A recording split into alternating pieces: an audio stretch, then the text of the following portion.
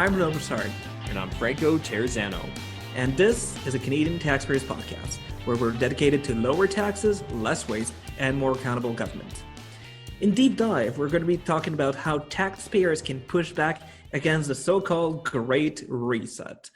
And did you know that governor generals can bill taxpayers even after their death? We'll cover that in Waste Watch. But first, let's chat with Franco about the new campaign the Canadian Taxpayers Federation just launched in Alberta. Yeah, we just launched the Fight Equalization campaign, and especially for all of our Alberta listeners, you better mark your calendars because on October 18th of this year, we're having a referendum on equalization in the province, and this is our chance as Albertans to tell Prime Minister Justin Trudeau that the status quo must change. This is finally our chance as Albertans to fight back against Ottawa.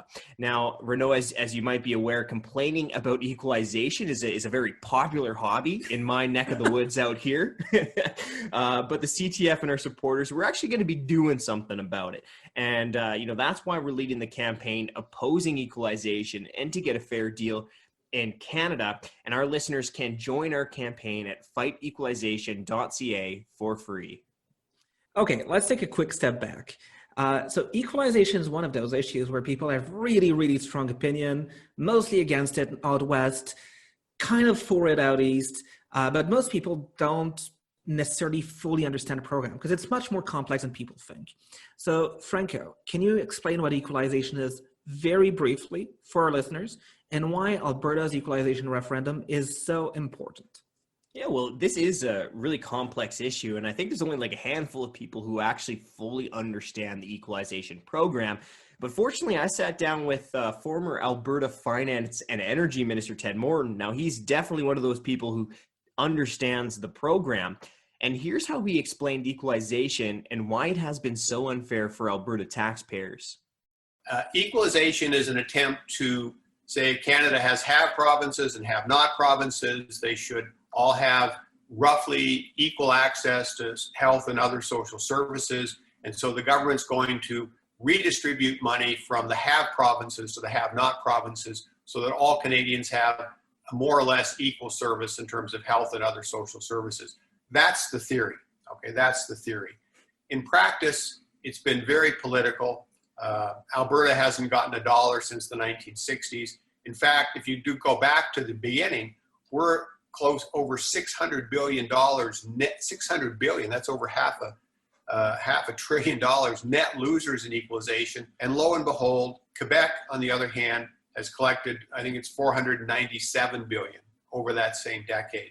I also asked Ted why he thinks equalization referendum is so important. Here's what he said. We need a very frank and tough discussion about Alberta's future. And the equalization referendum would give us that opportunity. There's a Supreme Court decision dealing with Quebec, of course. What else? That if a province has a referendum on a constitutional reform, and there's a clear majority on a clear question, so clear majority, clear question, then that triggers a duty to negotiate. Those are the Supreme Court's words: duty to negotiate on the part of Ottawa and the federal government. So I don't know what the question will be in October. I hope it'll be very simple. I hope it is just, should Section 36, the equalization program, be abolished? Question mark. Yes or no? And if there's a clear majority on a clear question, and I think if Albertans know, are familiar, or made to be familiar with the numbers I've mentioned to you, I'd be surprised if we didn't get 80% approval. And that then triggers, it forces everybody to come to the table and have a frank discussion about Alberta's future. So this equalization referendum is an attempt to get the provinces and the feds to the negotiating table to have an adult conversation about equalization fairness. And it's also important for Albertans because this might be our best bet to get our legitimate grievances onto the kitchen tables in Victoria, to Montreal, and to St. John's. Well, the worst thing Canada could do right now, at least in terms of national unity, would be to ignore this issue. This is an issue that's been boiling out west for years and years and years. And at some point, we just need to get all the adults together in the same room and air out our grievances and find a way to fix this, find a way forward. But look, there's a lot of philosophical or political argument for against equalization, but we're the Canadian Taxpayers Podcast. So can you break down the cost of equalization to taxpayers? Well, Morton has estimated that in 2018 alone, equalization cost Alberta taxpayers $3 billion. So that's a lot of money. And when you break it down per Albertan, it's actually a cost of more than $600 per person. So it's a lot of money. Yeah, and that's just a yearly cost. But look, this equalization referendum, it's about addressing equalization unfairness, but it's even more than just one federal program, right? Because when you look at all the spending and you look at all the taxes, Albertans have actually paid more than $600 billion more to the feds. 600? $600 billion. Albertans have paid more than $600 billion more to the feds than we've received back in spending since the 1960s. So that's a ton of money, right? But there's actually more insult to add to this injury, because the feds are also making it harder for us to get our neighbors back to work, for us to put food on the table, and for us to develop our own resources. Now, remember, the feds rejected the Northern Gateway pipeline. They moved the regulatory goalposts on Energy East. Our political system chased away Kinder Morgan when it was trying to spend billions of its own dollars to build the Trans Mountain expansion. And then you've got Trudeau's Bill C-69, which we call out here the No More Pipelines law. And you got Trudeau's Bill C-48, which is the discriminatory tanker ban. So not only have Albertans continued to punch above our weight for the rest of Canada in terms of our financial contribution, but now we have a federal government that is making it harder for us to develop our resources. Those are absolutely legitimate grievances, and you've made it pretty clear that equalization is harming Alberta taxpayers. But here's something a lot of people don't know about. Equalization is also harming equalization recipient provinces. Because equalization makes it easier for politicians to rely less on growing their economies and more on equalization dollars. We've seen this play out in Quebec. Quebec has tremendous natural gas potential that could bring good, high-paying jobs to rural areas of the province that are in dire need of good jobs. And the province keeps putting a moratorium on natural gas development. Even New Brunswick. New Brunswick has very good natural gas development potential too. And for years and years, premiers have kind of shied away from developing it. Here's what New Brunswick Premier Clayton Higgs actually had to say about this.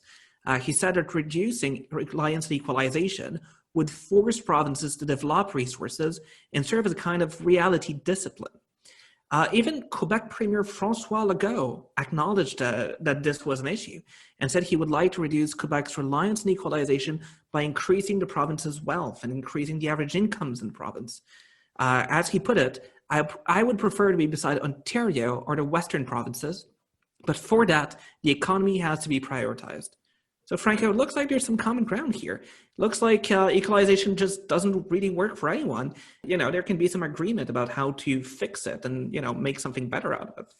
Yeah, and that's one of the reasons why it's so important for the Canadian Taxpayers Federation to be leading this fight. I mean, we're a cross-country organization, right? So we have a role to play in building coalitions across Canada that the status quo is not fair and that it needs to be changed. And especially in Alberta, we're going to be playing a large role in our Fight Equalization campaign. We're going to be getting the information out. We're going to be spreading the message. We're going to be mobilizing. And we're going to be making sure people get out and vote. Because if Albertans don't vote, we're telling Trudeau that he's doing a good job. And I'm sure that's not the message that many Albertans have for our fearless leader right now. So, we do need all hands on deck because we need to win a clear majority in this referendum. So especially our Albertan listeners, please go visit our campaign website, fightequalization.ca. Go pledge your vote, and please sign up to be a volunteer because we really need all the help that we can get in making sure a large number of Albertans vote against the status quo. Well, thanks for bringing this to our attention, Franco, and we'll be sure to include a link to our fightequalization.ca campaign website in the show notes. So please make sure you check out the website, share it widely with your friends, your colleagues, your family, and sign up to pledge to vote against equalization. Now, next up, we'll have Aaron Wudrick and Jasmine Moulton, who are here to talk about the latest political buzzword, the so-called Great Reset. This is Deep Dive, the part of the show where we dive deeper into important issues that Canadian taxpayers need to know about. I'm Jasmine Moulton, and I'll be speaking with our Federal Director, Aaron Wudrick, about something called, you've probably heard of it, the Great Reset. Now, there's been a lot of chatter about what the Great Reset is, at least on Twitter. So, Aaron, just for clarity's sake, can you tell our listeners what is meant by this idea, the Great Reset? Yeah, thanks, Jasmine. And, the Great Reset, as you said, has got a lot of attention online. Sometimes it's used with a capital G, great, a capital R reset. And it is a real thing. So I just want to be clear off the top. It's an initiative of the World Economic Forum. You can check it out. There's an official website and everything. And really, it just involves an approach to reshaping or reorganizing, global economies after the pandemic. Climate change is a central focus. The Prime Minister has used the term, others like the Deputy Governor of the Bank of Canada, other like-minded world leaders. So there is a sort of movement or a broad approach that fits under the term Great Reset. That's a real thing. But there is also, as seems to be the case all the time these days online, there are some more extreme interpretations of what the Great Reset is. Some might even call those conspiracy theories. I don't want to get into those sorts of things, but I do still think it's important to look at what this so-called Great Reset might mean in the Canadian context, and the Trudeau government and how it would impact regular Canadians. All right. So you mentioned that climate change is a central focus of this Great Reset. But if I remember correctly, last summer, Justin Trudeau seemed to be implying that the pandemic was an opportunity to reshape the economy. So whatever happened to that?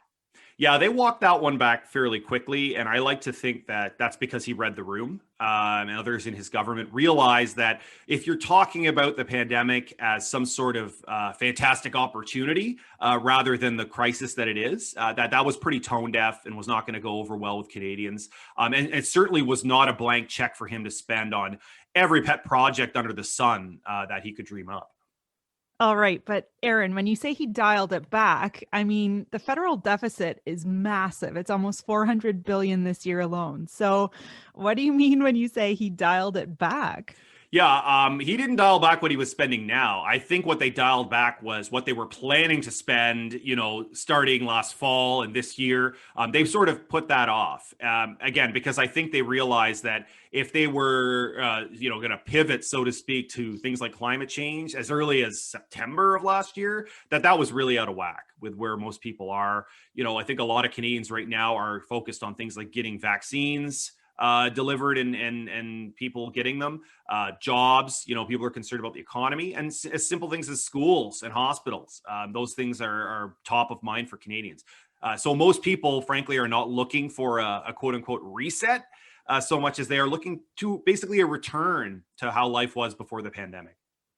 All right. Well, the very word reset itself, though, seems to imply that this won't be just a return to normalcy. So, can you lay out for us what this might look like in practical terms? Yeah, I mean, the Great Reset is a little bit utopian. The idea being that you use the pandemic as an excuse to spend money, a lot of money on countless new things to address some of the problems that were there before the pandemic. So even though they don't have anything to do with the pandemic itself, you want to use the pandemic as a pretext to try and tackle those problems as well. And the catch, of course, is that a lot of those problems would be very, very expensive to deal with.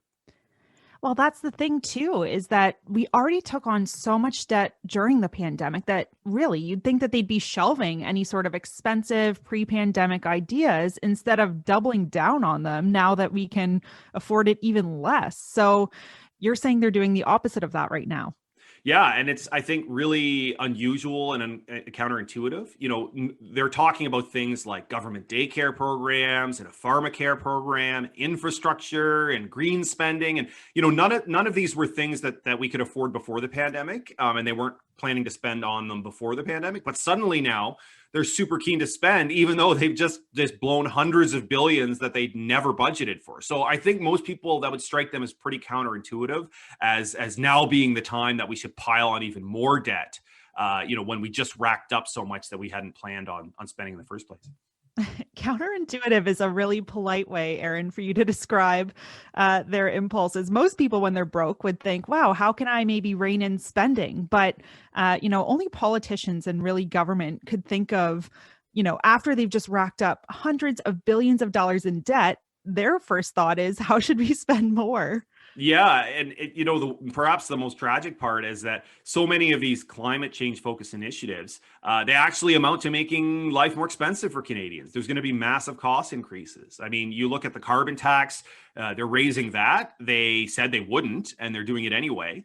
And they're also imposing a second larger carbon tax that Canadians are starting to learn about. They're calling it the Clean Fuel Standard. It's actually much more punitive than the first carbon tax, and there's no rebate attached to that one, unlike the first one. So those are just two examples. It's going to mean, bottom line, that life is more expensive for many Canadians and their families, and it's going to lead to more energy poverty. So it's going to mean some people are forced to choose between things like paying their electricity bills or being able to buy groceries. Well, that all sounds really depressing.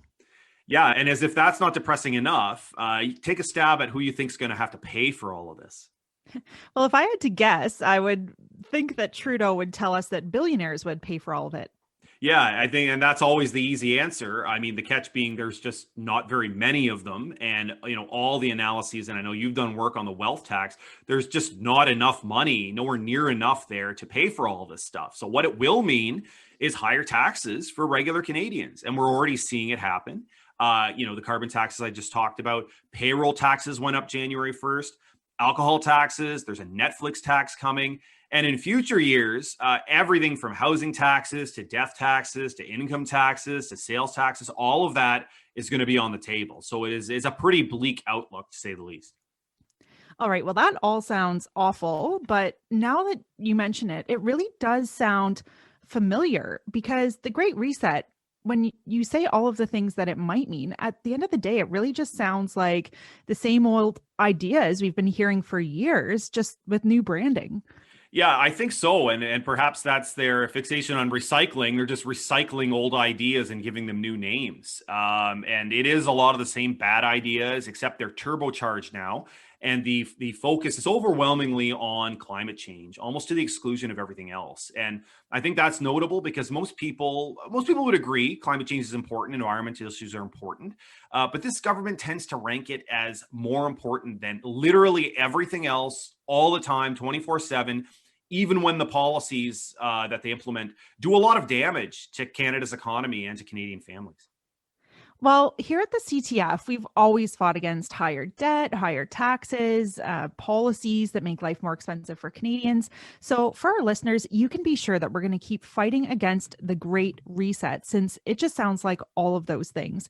So for our listeners, make sure you check out our show notes and get more information about why you should be concerned about the Great Reset. It's time for Waste Watch. Now, this is where we make fun of the dumb things that governments are doing with your money. And boy, I wish we could do away with this segment, but there's just so many things that we always have plenty to choose from each week. And this week, we've got our own investigative journalist, James Wood. He's back. And this week's got an exclusive about the taxpayer-funded benefits that Governor Generals get. What have you got for us, James? Yeah, so everyone will have seen the news about Julie Payette over the last couple weeks. First, there was the report, and then she resigned, and we're still figuring out what happens next. But there's been a lot of discussions about the benefits that she gets now that she's left the role of Governor General. Like MPs, it's a big pension, pretty much the definition of a golden parachute, but former Governor Generals get an even sweeter deal. There's a program in place since 1979 that allows former Governor Generals to have their office expenses paid for, which literally extends into the afterlife. Now, I have seen this policy, and I almost fell out of my chair when I heard about it, because it's not enough that we have a situation where governors general are getting lifetime expense accounts, but it turns out it's even longer than their life. It's from beyond the grave, which is just unbelievable. When you think about it, what office expenses could an estate even be claiming 6 months after somebody dies? Yeah, it's nuts. If you're just explaining to somebody in a bar, it'd just be the strangest thing to think of. Just for a bit of background, The Prime Minister had ordered a review of the program back in 2018. It came after some pretty brutal articles from the National Post about Adrienne Clarkson's spending under the program. She was going over $100,000 each year, and it was only showing because of an accounting quirk in Canada's public accounts. Yeah, I remember this, and it was because they only showed up in the public accounts if you spent over $100,000. You got your own separate line item, and if you kept it under $100,000, it disappeared into a bigger pot with all the other XGGs. But Clarkson was the worst by far. I mean, she racked up $1.3 million, I think, over something like 15 years. Like, it's just a crazy amount. And of course, we at the taxpayers gave her the Lifetime Achievement Teddy, not once but twice. That's kind of like being elected to the Hall of Fame twice, a really bad Hall of Fame that nobody actually wants to be in. But anyway, I digress about Madame Clarkson. Why don't you tell us, with this review he ordered in 2018, what happened with this review? Yeah, so getting the copy, it was pretty illuminating. So there were 17 pages, there was no redactions, and it laid out how the program functioned. Basically, it showed that it wasn't cheap. Each former Governor General can expense taxpayers up to $206,040 per year. With 5 active former Governor Generals, if Payette gets to use the program, the annual bill could go over $1 million. The money gets used for hospitality costs, salaries for up to 4 staff, office costs, and travel expenses. And it's all tied back to duties they perform in retirement after they leave their official role. Yeah, and the real capper on the jug, too, that people should know is that we don't get any transparency about it. We have no idea what they're spending it on. We're told, I guess the report says there are rules about what they can expense, but we don't know exactly what they are, and we don't know what qualifies. We just have to pay the bill. And as you said, that can get pricey real quick. $1 million a year just for the former GGs, if they claim the maximum. And that is just an unbelievably sweet package. I mean, even prime ministers don't get anything like this. I don't think people would be so concerned if we were just paying for, their parking or for coffee for events or something, but up to $206,000 a year is a lot of bread to spend on someone who's supposed to be retired. Exactly. Like, this is massively expensive. I mean, it says so in the report. In 2017-18 alone, which is the last year on record that they had access to, the expenses submitted by the former Governors General went over $540,000. And then, like, you go to the aspect where it's like this program keeps going after they die. Like, it's nuts. It's bizarre. Yeah, it's strange. And the obvious question is, what would you need that for? And you have office expenses because you're presumably doing things that your office needs to help you with. Maybe I'm missing something, but if you've passed away, you're not doing anything. So I don't know what on earth what expenses would be eligible in that circumstance. It's ridiculous. The review, which we were the first ones to actually obtain, was completed in October 2019 and given to the Privy Council office. And you'd think that maybe they look at this and make some kind of sweeping decision to maybe change things up or get rid of it entirely. But it made no recommendations to end the program, though it did raise the possibility of extending it for life or adjusting the time frame, the for life time frame, and knocking down the expense limit that they can actually claim. Yeah, and given what's happened recently, you would think that the time for studying is over. It's time to make a decision here. Reading the report, it was discouraging in that they seem to be so focused on trying to find ways to make what's clearly a bad program less terrible, rather than just doing the right thing and cutting the cord, scrapping it all together. And that's the thing. You'd think that PCO would be doing something with this. Like, they have the report now. They've had it for a while. Like, maybe they would be able to say, oh, we're going to look at this and do something in XYZ amount of time, or give more of a firm grasp on what's happening with any changes. But I reached out to them for comment when I was doing our stories on the report.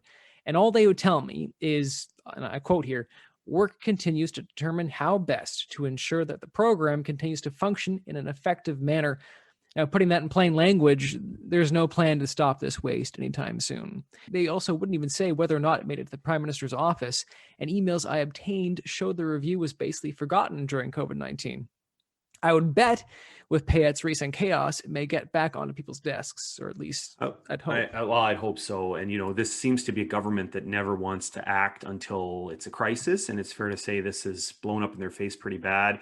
But as you say, the reaction you've got so far from within government has not been very encouraging. It sounds like they're doubling down. I personally think it's a pretty dumb hill to die on, but here we are. Yeah, here we are. For anyone who wants to know more about the story and read the report itself and any of the background documentation we dug up, we have a full write-up on taxpayer.com with links to all the exclusive records. So have at her. So that's it for this week. Thank you, James Wood, for editing the show and making us sound good. And thank you for listening all the way to the end. Now there's just one more thing left to do. Please like and subscribe to the show, and please share with your friends, your family, and your colleagues. It really helps us get the message out to more taxpayers. All right, we'll talk to you again next week.